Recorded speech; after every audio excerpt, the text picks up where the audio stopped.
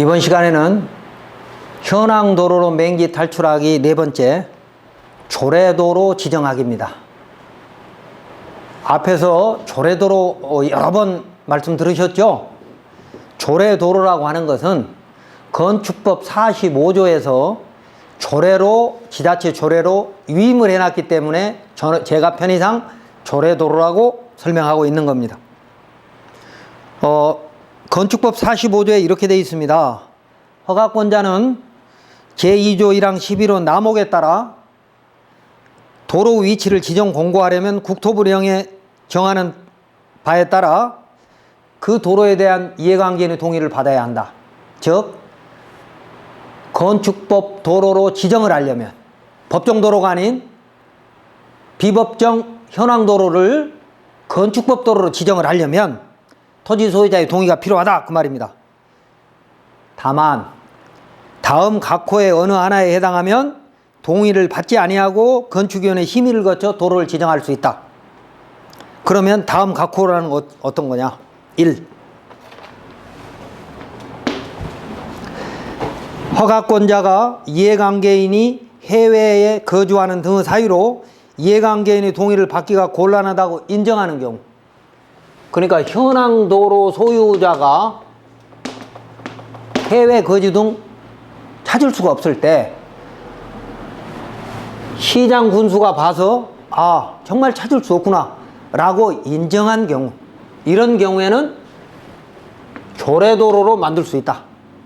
건축위원회 심의를 통해서 소유자의 동의 없이 건축법 도로로, 즉 공도로 지정하겠다 이 말입니다. 두 번째, 주민이 오랫동안 통행로로 이용하고 있는 사실상 통로로서 해당 지방자치단체 조례로 정하는 경우, 이 조문은 이해를 정확히 하셔야 됩니다. 주민이 오랫동안 통행로로 이용한 현황도로라 하더라도 주민이 오랫동안 통행로로 이용하고 있는 사실상 통로로서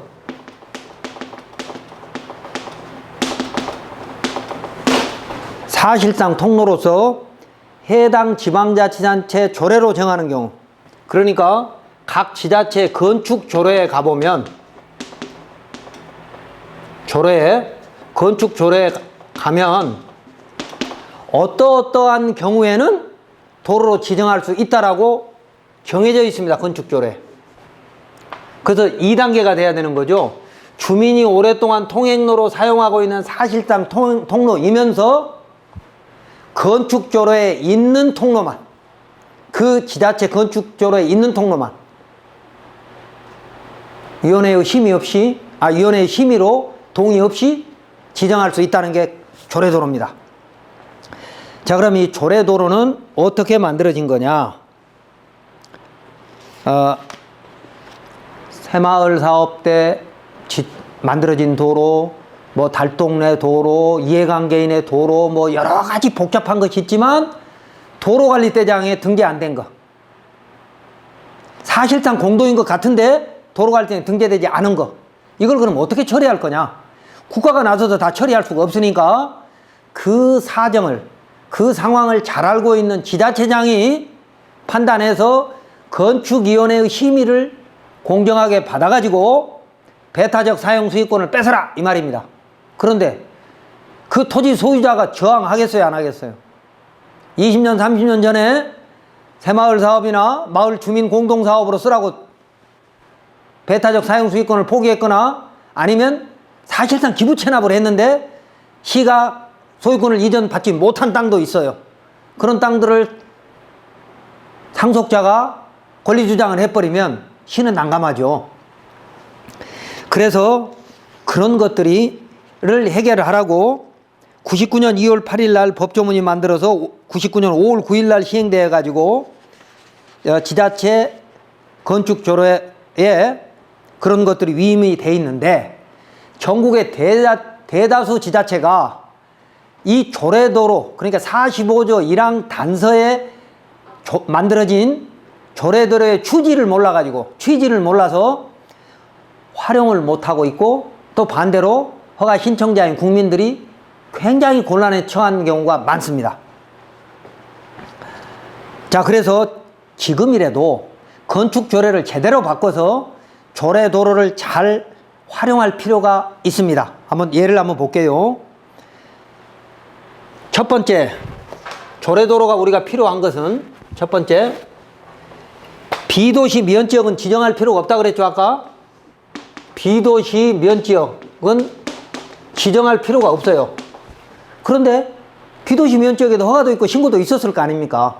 그때 진입로를 충분히 확보를 했다고 보이는데도 단순히 지정이 안 됐다고 그래서 이건 공도가 아니다라고 해석하면 잘못된 거잖아요. 분쟁의 소지가 있는 거죠. 그런데 비도시 면지역이 만약에 도시지역이거나 또는 읍동지역으로 바뀌어버리면 이게 분쟁이 생기는 거죠. 비도시 면지역인 상태로 또 다른 새로운 허가가 들어오면 그 도로를 이용해서 그냥 허가해줘버리면 되는데, 자, 비도시 지역이 도시지역으로 바뀌거나 면지역이 읍동지역으로 바뀌면 어떻게 돼요? 건축법 예외 44조부터 46조 예외가 있었던 것이 사라지잖아요, 이게. 그럼 이럴 때는 이런 도로는 어떻게 해야 될 거냐?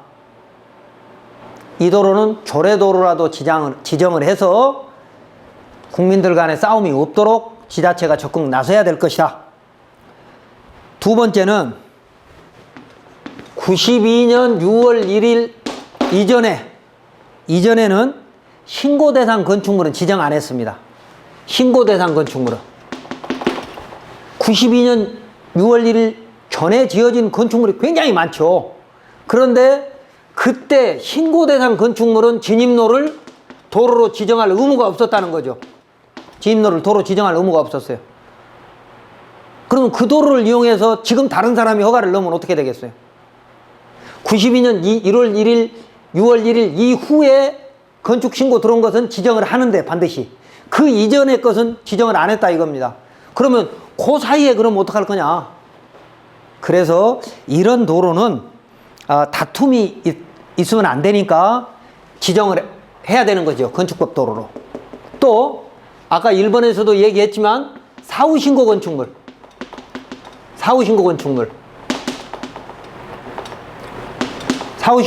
제가 여러 번 얘기했습니다. 2006년 5월 8일까지 비도시 지역에는요, 비도시 면적이 아니고 비도시 지역에는 200제곱미터 이하 2층 이하의 건축물은 농지에다가 건축하고 싶으면 농지 전용 신고만 하고 임야에다가 짓고 싶으면 산지 전용 신고만 했습니다. 그리고 건축 신고 허가도 없이 그냥 일단 지었습니다. 200제곱미터 이하 그리고 2층 이하 지어놓고 나서 면사무소에 가서 건축물대장 만들어주세요 라고 하던 시절이 있었던 것이죠. 그러니까 2006년 5월 8일 이전에 지어진 건축물의 진입로는 그럼 어떻게 해석해야 될 거냐? 분쟁의 소지가 있잖아요. 건축법 도로냐 아니냐, 사용승낙이 필요하냐 안 하냐, 즉 공도냐 아니냐는 거죠. 이런 부분에 다툼이 있으면 안 되니까 이런 것도 조례도로로 지정할 필요가 있다라고 보이고, 세 번째는 주민들이 공공사업으로 건설한 도로, 새마을 도로라든지 1970년대에 엄청나게 많잖아요. 새마을 도로 또는 주민들이 오랫동안 사용했던 거, 그러니까 새마을 사업까지는 아니더라도 주민들이 사용하라고 토지 소유자가 배타적 사용 수익권을 포기한, 동네에 내놓은 이런 수십 년 동안 적어도 20년 이상 주민들이 자유롭게 사용했던 이런 도로, 이거 어떡할 거냐는 거죠. 지금 와서 그 도로 소유자가 바뀌었다, 또 상속 안 받더라도 매매, 경매 이런 것들로 소유자가 바뀔 수 있잖아요. 이거 분쟁이 생기죠. 그 다음에 군이 주도해서, 시나 군이 주도해서 개설한 도로, 1972년도에 내무부 지침으로 만들어가지고 지적과 현황이 다른 것을 농로 같은 경우 특히 현황대로 맞춰버리는 이런 것들, 그 다음에 농로가 만들어진 이런 것들에 대해서는 사실은 그 행정은 행정이고 건축법 도로 기준에 맞느냐 안 맞느냐, 건축 허가할 때 또는 개발행위 허가할 때 그런 도로들을 70년대에 만들어 놓은 도로를 어떻게 볼 것인가에 대해서는 또 딱 부러진 해석이 없습니다. 그래서 이런 것들을 국가가 해결해 줘야 되는 거죠. 그래서 다른 방법이 없다면 조례도로로 지정을 해서 해결을 해줘야 되고. 자, 그 다음에 이제 네 번째는 건축법 도로로, 건축법이 진화되면서, 그리고 법과 시행령이 미비돼서, 또 부처간 비협조 등으로 해서 건축법 도로가 못된 것이 있습니다. 이런 거죠. 앞에 우리 공부했죠? 황당한 사례 있었잖아요. 도시계획 예정도로를 통해서 허가를 받았는데 도시계획 예정도로가 20년 지나니까 없어져 버린 도로, 또 학교 후문으로, 그때 당시는 정문이었지만 정문으로 만들어진 8m 도로가 정문이 반대쪽으로 생기면서 후문이 되면서 없어져 버린 거, 이런 황당한 사례에서부터 시작해서 전에는 건축허가와 개발행위 허가를 2003년 이전에는 특히 더 그랬습니다. 개발행위 허가를 받고 나서, 그러니까 진입로를 확보하고 나서 건축허가를 넣을 수 있었단 말이죠. 복합민원이 의무가 되기 시작한 건 2008년도 정도부터입니다. 법에는 2003년부터 하라고 했는데 실제로 2008년 지나서 모든 서류가 복합민원으로 들어가는데, 그 이전에는 개발행위 허가를 먼저 받고 건축허가를 넣어도 됐어요. 그 대부분 개발행위 허가를 먼저 받고 건축허가가 들어갔거든요. 산지전용, 농지전용을 먼저 받고 건축허가가 들어갔거든요. 자, 그러다 보니까 부서끼리 협조가 안 되는 거예요. 왜? 개발행위 허가를 통해서 도로로 지목도 바뀌고 완성이 됐어요. 그걸 건축법 도로로 다시 정할 필요 있습니까? 이제 그런 것도 있고, 비도시 지역이, 주로 비도시 지역에서 공장 허가를 할 때는요, 그러니까 산업단지나 산업집적법에 의한 그 공장이 아니고 일반 개별적인 공장이나 특히 건축법 공장, 이종건설 제조장인 경우에 공장 허가는 뭐 진입도로를 그냥 만들어 가는 거고. 자, 원래 공장 설립 승인은 어떻게 돼요?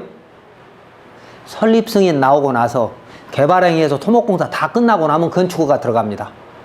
그럼 이럴 때, 이 건축허가 들어갈 때 지자체 공무원이 어떻게 해석을 할 거냐, 그 진입로를. 개발행위 허가에서 만들어진 진입로를. 이래서 어떤 분쟁이 생길 수도 있고요. 기차 다양한 경우에 현황 도로들이 건축법 도로대장에 올라가지 못하고 그냥 현황 도로로 남아있는, 공도가 분명한데도 남아있는 도로들이 엄청나게 많거든요. 이 문제를 해결하는 것은 조례도로밖에 없습니다. 그래서 또 그리고 비도시 면적도 이제 자동차 통행이 많아졌기 때문에 비도시 면적도 이제 법을 개정해야 되는 상황이 됐잖아요. 그래서 이러저러하기 때문에 조례도로를 강화하든지 아니면 그런 공도임이 분명한데 빠져있는, 건축법이 강화되면서 진화되면서 빠져있는 이런 부분들을 빨리 해결을 해줘야 됩니다.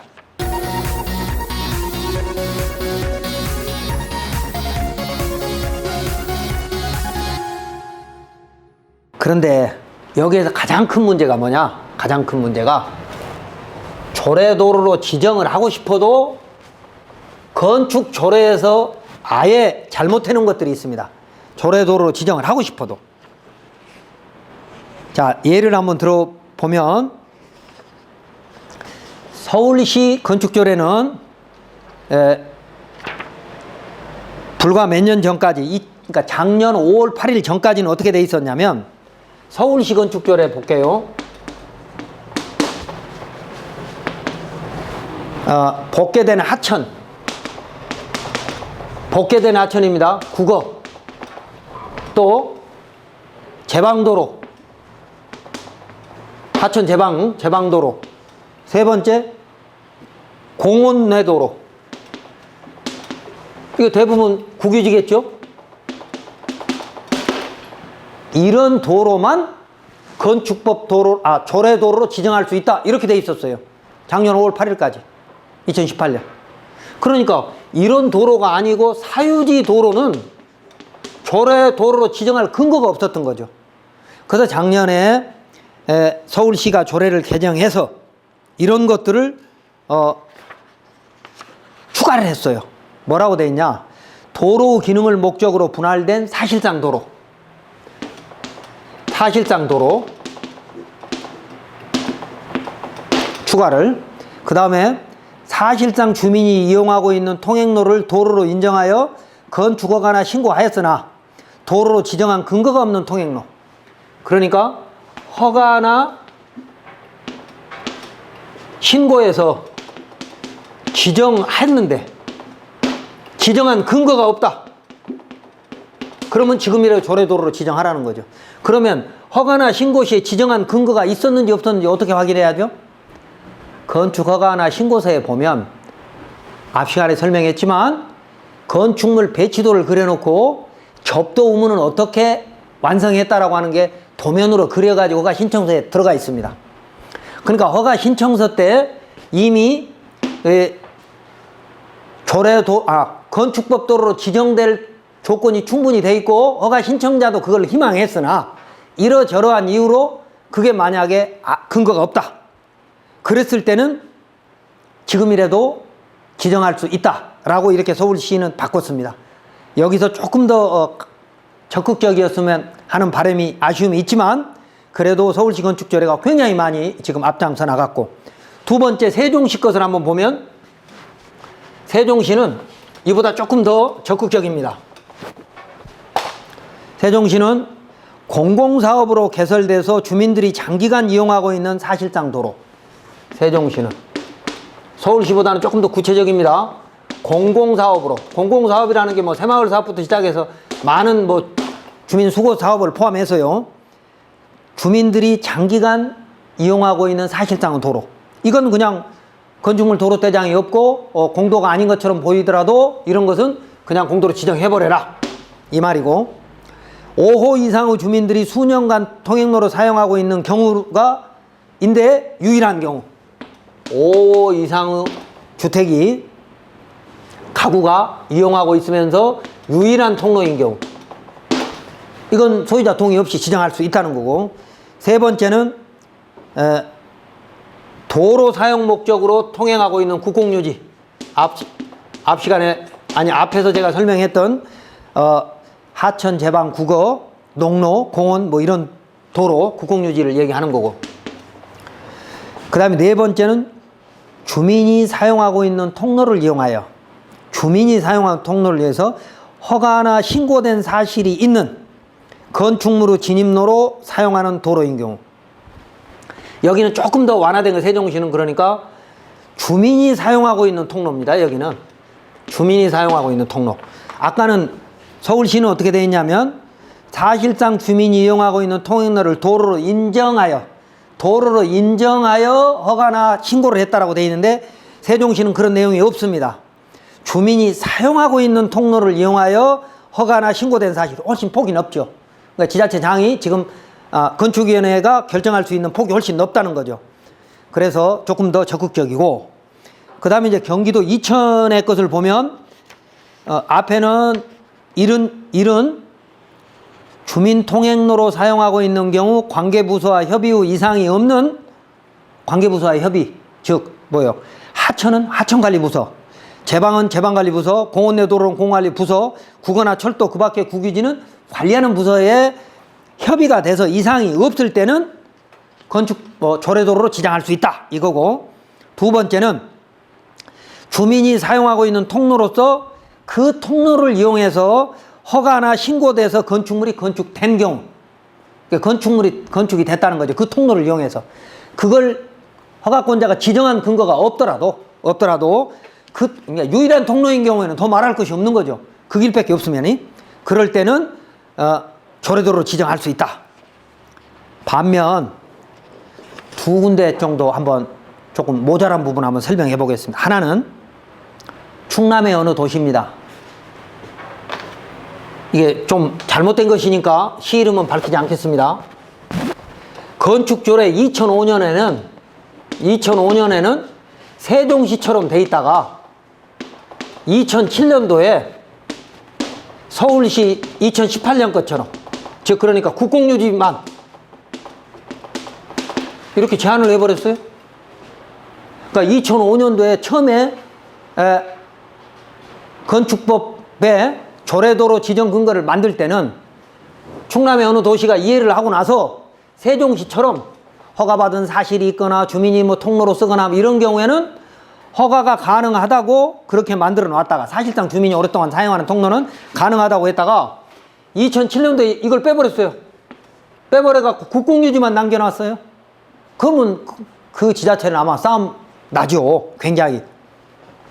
그래가지고 두 가지만 남겨놨어요. 하나는 하천 국어등 국공유재산, 하나는 주민공동사업으로 만들어진 거. 이 두 개만 남겨놓고 아까 건축 허가를 받은 근거가 있거나 하는 뭐 유일한 통로나 이런 것들을 다 없애버린 거죠. 그리고 또 강원도의 어떤 시는 시장이 포장한 도로만, 강원도의 어떤 시는 하나는 국공유지,